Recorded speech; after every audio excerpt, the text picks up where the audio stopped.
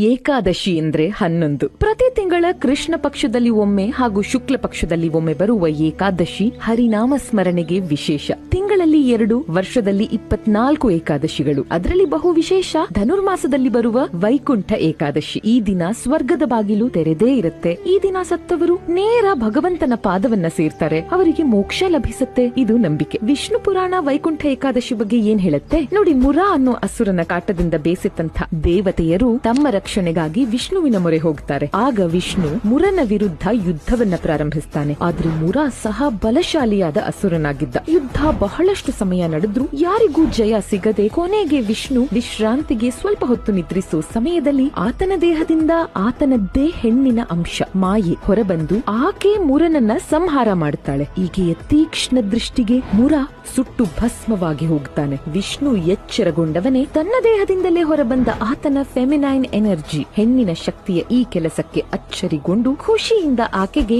ಏಕಾದಶಿ ಎನ್ನೋ ಹೆಸರನ್ನಿಟ್ಟು ಆಕೆಗೆ ಏನ್ ಬೇಕೋ ಆ ವರವನ್ನ ಕೇಳಲು ಸೂಚಿಸ್ತಾನೆ. ನಾನು ಮುರನನ್ನ ಸಂಹಾರ ಮಾಡಿದಂಥ ಈ ದಿನ ನಿನ್ನನ್ನ ಆರಾಧಿಸೋ ಅಷ್ಟೂ ಭಕ್ತರಿಗೆ ವೈಕುಂಠದ ದ್ವಾರ ತೆರೆದೇ ಇದ್ದು ಅವರ ಪಾಪಕರ್ಮಗಳೆಲ್ಲ ತೀರಿ ಅವರಿಗೆ ಮೋಕ್ಷ ಲಭಿಸಲಿ ಅಂತ ಕೇಳ್ಕೊತಾಳೆ. ಹಾಗೂ ಅಂದಿನಿಂದ ಏಕಾದಶಿಯ ಕೋರಿಕೆಯಂತೆ ವೈಕುಂಠ ದ್ವಾರ ಸರ್ವರಿಗೂ ತೆರೆದಿರೋ ಈ ದಿನ ವೈಕುಂಠ ಏಕಾದಶಿ ಆಯ್ತು.